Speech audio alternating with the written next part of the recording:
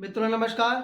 मैं राज ज्योतिष गुरु फिर से हाजिर हूं आप लोगों की सेवा में। और हर बार की तरह इस बार भी मैं एक नए विषय नए टॉपिक के साथ आप लोगों के समक्ष प्रस्तुत हूं।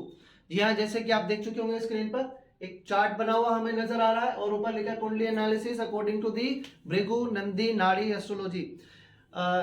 जी मैं कोशिश कर रहा हूँ कि एक एक चार्ट लिखकर जो है हम उसको एनालिसिस करते चले जाएं, अलग अलग हर चार्ट पर अलग अलग बिंदुओं पर बात करते चले जाएं। ये चार्ट देखिए एक इमेजिनरी चार्ट है, इनका किसी के साथ रिजेम्बलेंस सिर्फ एक कोइंसिडेंस होगा।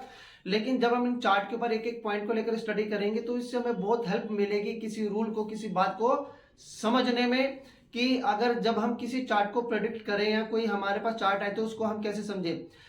एक बात मैं आप लोगों को बता देना चाहता हूं कि जो चार्ट आपको बुक्स के अंदर दिए रहते हैं आप उसे एक तरह से इमेजिनरी चार्ट की तरह ही ट्रीट करें।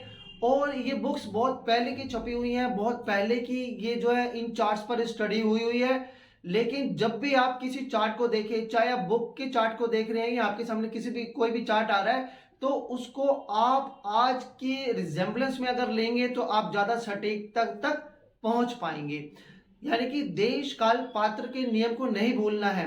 देखिए कुछ चार्ट्स पे आपने देख रहा होगा कि उसके 7-8 बच्चे हो सकते हैं, उसके 5-6 बच्चे होंगे।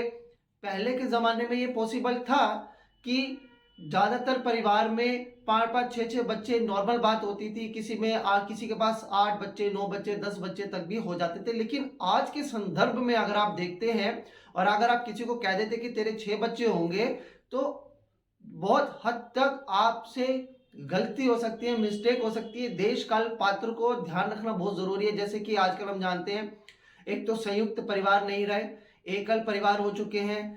बच्चे जो है जो आज के नवयुवक नवयुवतियां हैं वो 1-2 या ज्यादा से ज्यादा 3 बच्चों की तरफ ही ध्यान दे रहे हैं। 3 बच्चे भी बहुत ही कम लोगों के होते हैं, ज्यादा से ज्यादा 1-2 ही होते हैं।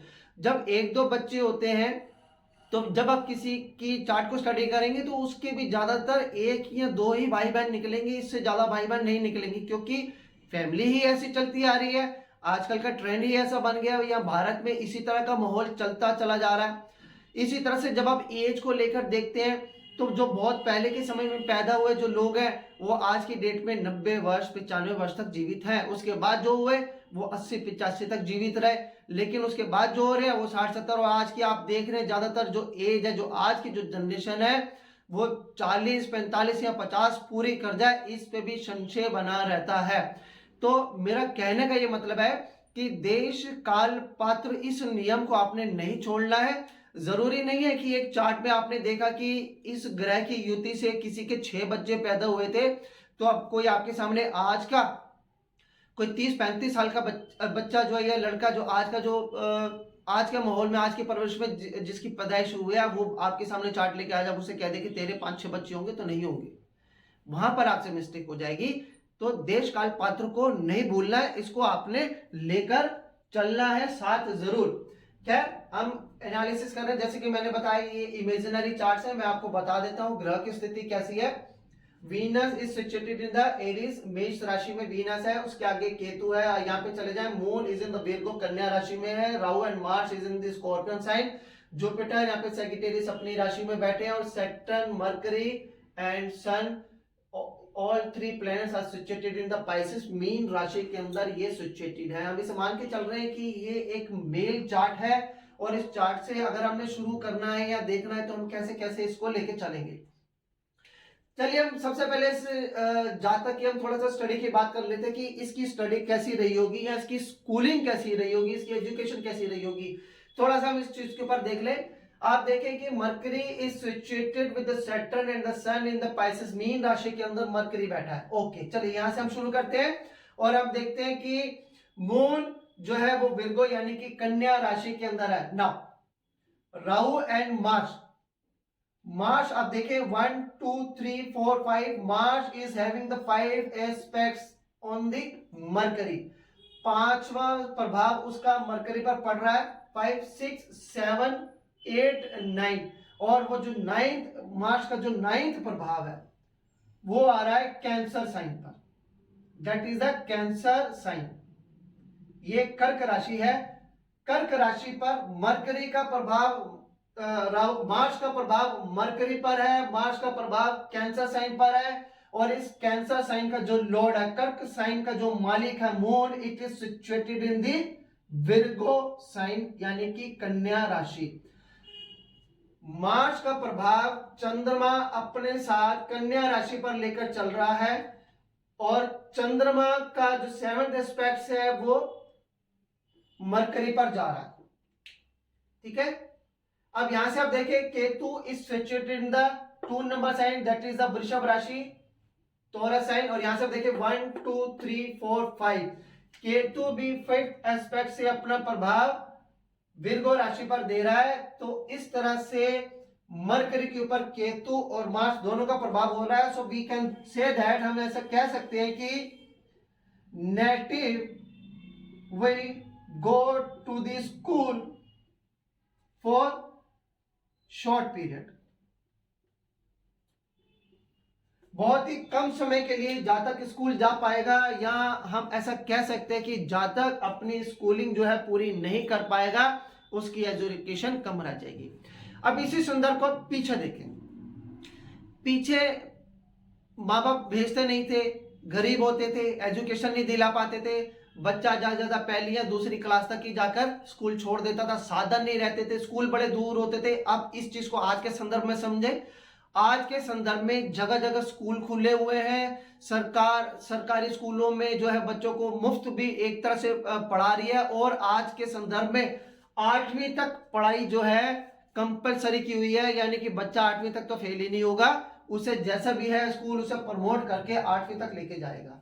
तो ये चीज पीछे के संदर्भ में होती तो आप कह सकते थे कि बच्चा ज्यादा पहली या दूसरी तीसरी क्लास तक पढ़ेगा, लेकिन आज के संदर्भ में होगी तो बच्चा 8वीं तक तो जरूर पढ़ा हुआ होगा।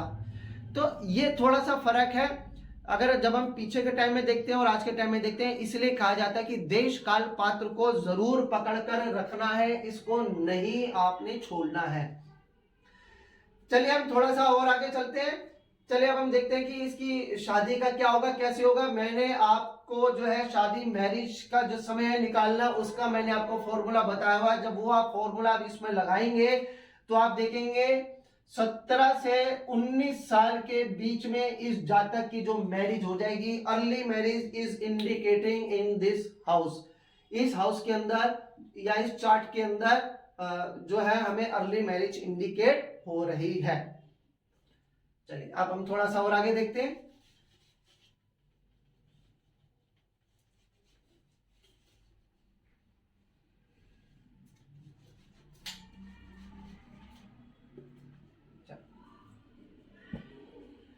देखिए मून का प्रभाव सैटर्न पर, सैटर्न सन और मरकरी के साथ, मार्स एंड राहु 1 2 3 4 5। देखिए राहु मार्स और चंद्रमा जब मिल जाते हैं तो ये एक तरह से व्हीकल का निर्माण करते हैं या पहिए का निर्माण करते हैं, या ऐसी मशीन जो पहियों पर चलने वाली हो। तो आप कह सकते हैं कि इस जातक जो प्रोफेशन है it will be related to the vehicles और कन्वेंस, और इस तरह के जो भी है जैसे कि स्कूटर, कार, साइकिल, यानी कि इस तरह से जो रिलेटेड जो भी आइटम्स है उससे संबंधित इस जातक का जो है व्यापार होगा।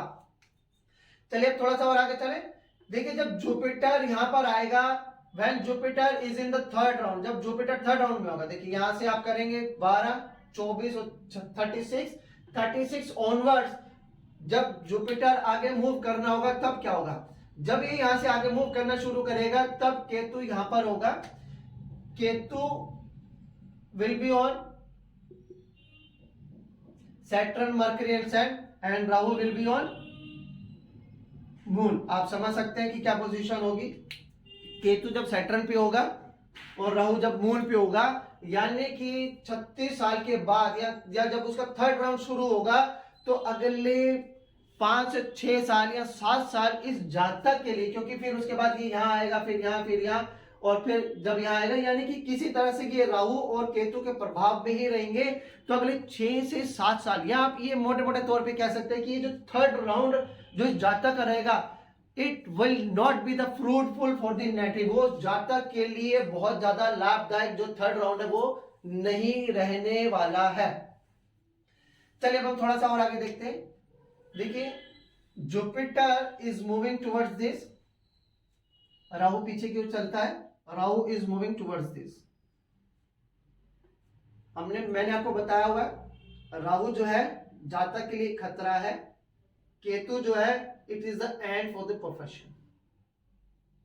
यानी कि जो खतरा है, जो डेंजर है, मूविंग अपोजिट साइड्स, नेगेटिव और खतरा दोनों एक दूसरे से दूर जा रहे हैं। यानी कि एज को या नेगेटिव को तुरंत कोई खतरा नहीं है। So it is indicating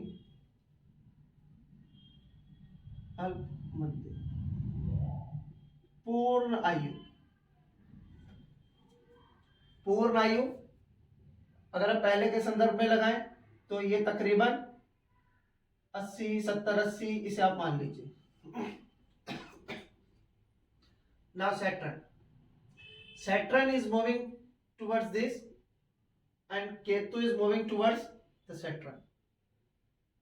Shani इधर की ओर मूव कर रहा है, केतु शनि की ओर जाना चाह रहा है, लेकिन आप देखिए दोनों के बीच में 2 और 3 हाउसेस का डिफरेंस है। और मरकरी और जो सन है, Mercury, sun and Venus, 3 planets are there between the, इन दोनों के बीच में 3 प्लैनेट्स बैठे हैं। सो इट इज इंडिकेटिंग मध्यम आयु।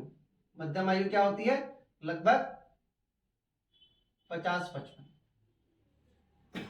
अब मोटे मोटे तौर पे आप इसकी आयु कैलकुलेट कर सकते हैं। देखिए मैंने पहले भी बताया, किसी की एग्जैक्ट एज निकालना चाहते हैं, आपके पास लग्न कुंडली मौजूद है, आपके पास डिग्रीज उस चार्ट की मौजूद है, तो मैंने बता रखा है वैदिक एस्ट्रोलॉजी से बहुत बढ़िया रूल मैंने आपको समझा रखा है। आप उससे उस जातक की एज के बिल्कुल नजदीक तक पहुंच सकते हैं। लेकिन यहां भी बुरा नहीं है, यहां भी हम इसे मोटे तौर पर समझ सकते हैं। मध्यम आयु 50 से 55, पूर्ण आयु जो है 70 से 80 वर्ष। यहाँ 10 माइनस कर दीजिए, यहाँ 10 प्लस कर दीजिए, तो जातक की जो एज है वो लगभग 65-66 वर्ष के आसपास निकल आएगी। तो इस तरह से चार्ट में देखकर हम बहुत सी चीजों को जो है, बहुत सी बातों को समझ सकते हैं। मैं फिर से एक और चार्ट लाऊंगा और कोशिश करूंगा कि उसमें और कुछ ऐसी बातें हो जो उससे पहले हमने ना की हो, और उस चीज को समझने की कोशिश करेंगे। और मैं कोशिश कर रहा हूं कि एक लंबा सेशन हो चार्ट का, जिसमें मैं 1 to 8 शुरू से लेके एंड तक सारी चीजों को जो है मैं कवर कर सकूं। इस चीज के लिए मैं कोशिश कर रहा हूँ। थोड़ी सी टाइम की कमी की वजह से मैं बड़ा वीडियो नहीं बना पा रहा, लेकिन मैं कोशिश करूंगा कि मैं जरूर बनाऊं। चलिए मित्रों, मुझे आप कमेंट कीजिएगा कि इसे देखकर आपको क्या समझ में आया और कैसा लगा, कमेंट जरूर कीजिएगा। आप कमेंट करते हैं तो मुझे अच्छा लगता है, और हाँ, अगर अच्छा लगा तो लाइक भी कर दीजिएगा। चलिए मित्रों, मुझे अब आगे दीजिए। जय माता दी।